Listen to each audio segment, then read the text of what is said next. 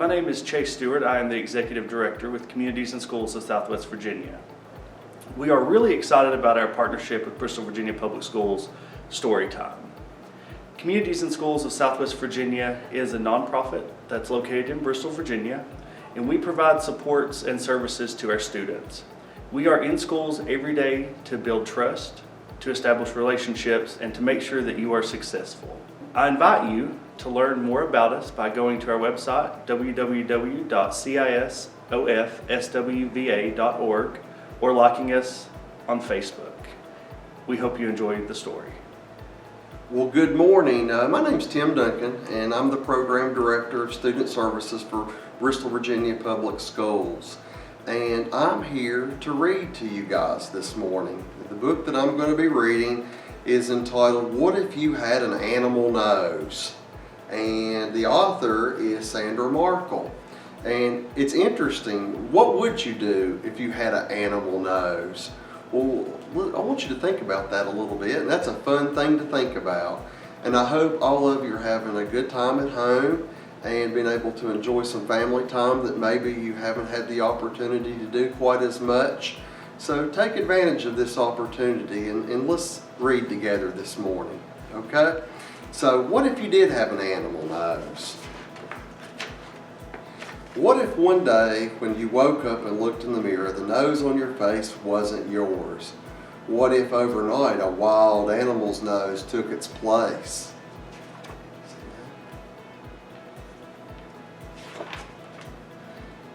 There's an animal called the tapir. A tapir is a plant-eating animal with a very handy nose. Its nose moves and bends to grab leaves off a branch or push fruit into the tapir's mouth. A tapir's nose is joined with its upper lip.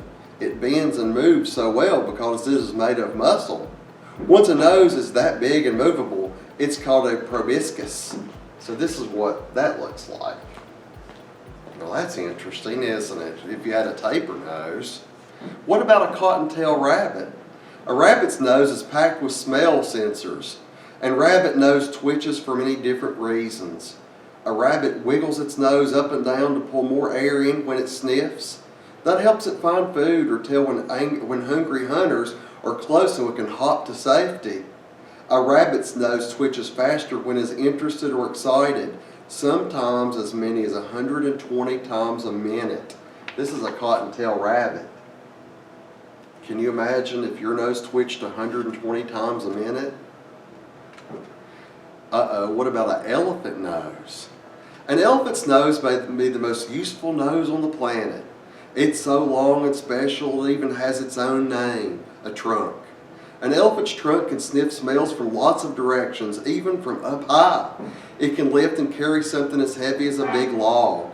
An elephant also uses its trunk to pull in water, as much as 2 gallons at a time. Then it sprays the drink in its mouth and gives itself a shower. How cool would it be to have a big long elephant nose? What about a grizzly bear? A grizzly bear's nose is packed with smell sensors. No wonder this bear is a champ at tracking down food, sometimes from over a mile away. It needs to find and eat all the food it can before winter. That's when a grizzly bear goes into a deep sleep called hibernation and usually doesn't eat at all. An interesting fact, guys, our first day of spring is this evening. We're starting tomorrow, so our winter is over. But look at this big grizzly bear. What it would be like to have a grizzly bear nose. Have you ever heard of a warthog? A warthog's nose isn't pretty, but it's perfect food finder.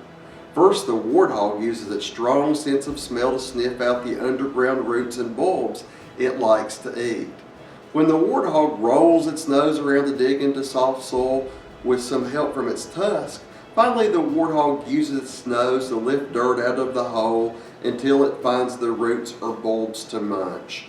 Look what a warthog looks like. How would you like to have a warthog nose? This is an animal called the saiga. A saiga is a sheep-sized antelope with a proboscis nose. Its proboscis nose is lined with hairs and snotty mucus. making it perfect for filtering out dust. That's important because the saiga's homeland is often dry and dusty. Herds of saigas live together and kick it up a lot of dust, traveling in search of grass to eat. Look what a strange creature this is.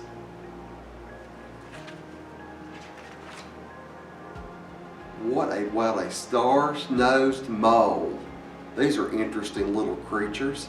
A star-nosed mole is a small burrowing animal that uses its nose to find dinner in the dark underground, and sometimes even underwater. The star-nosed mole uses its nose to smell, but it also uses it to feel for food.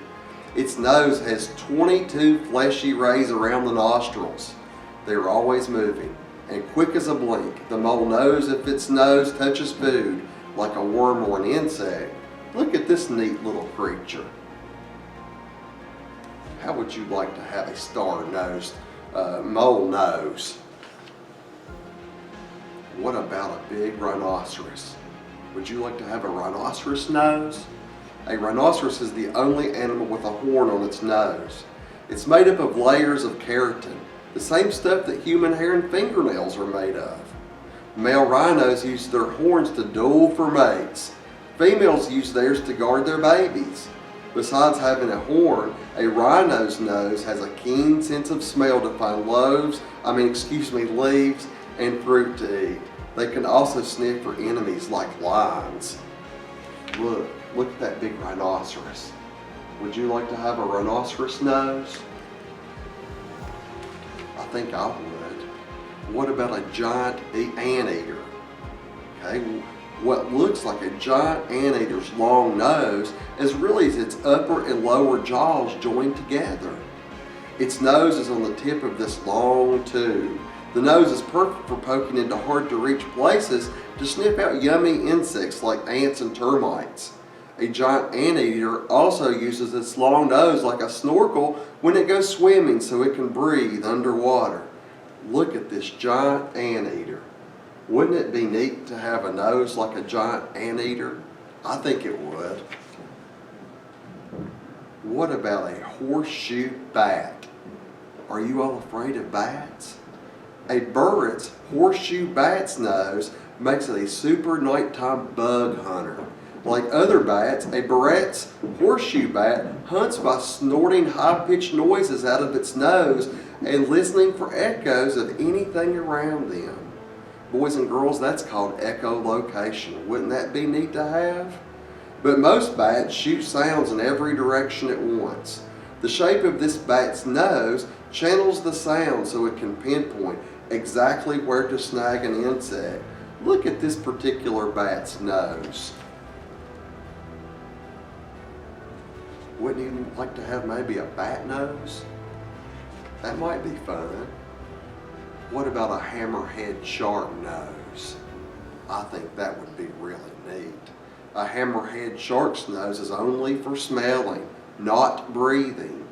The shark swings its head side to side, forcing water into a nostril near each eye.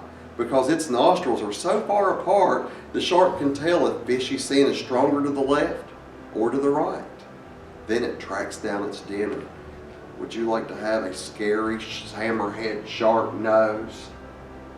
I think I might. A wild animal's nose would be cool for a while, but you don't use your nose to spray water or dig in the ground.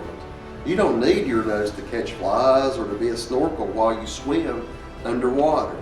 And you'll never grab anything with your nose no matter what. So if you could keep a wild animal nose for more than a day, what would be right for you? Luckily, you don't have to choose. The nose on your face will always be a people's nose. It will be what you need to breathe and sniff all the scents around you. It's the perfect place to rest glasses if you need them to see better. Best of all, your nose is just what you need to look like you. What does your nose do for you? Your nose starts with nostrils, twin openings for air to move in and out. Inside are passages lined with hairs and coated with mucus. Snot. Together, these catch dust and germs and pollen from plants that could bother your lungs or even make you sick. When you sneeze or blow out what your nose catches, meanwhile, the air you breathe in becomes warmer and wetter. So way up inside your nose is a postage stamp sized patch with scent sensors so you can smell good. These send signals to your brain which let you know what you're smelling. At the same time, air travels down your throat to your windpipe and lungs. So your nose is the main way for you to get air you need to live, as well as to smell the world around you. So your nose needs you. For your nose sake, you need to be careful what you breathe in. Stay away from cigarette smoke and try not to breathe in fumes from harsh chemicals. If you live in a place where it gets cold, cover your nose with a scarf to shield it from the chilly air. If you live where the air is dry, place a humidifier in your home. That will make the air you breathe moister, which helps to prevent nosebleeds and colds. And if your nose feels clogged, just blow it gently, okay? And here's a little diagram about what we just read.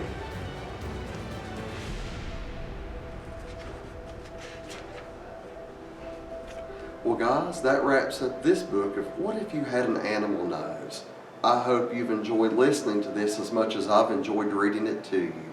I hope you have a good day and more to come.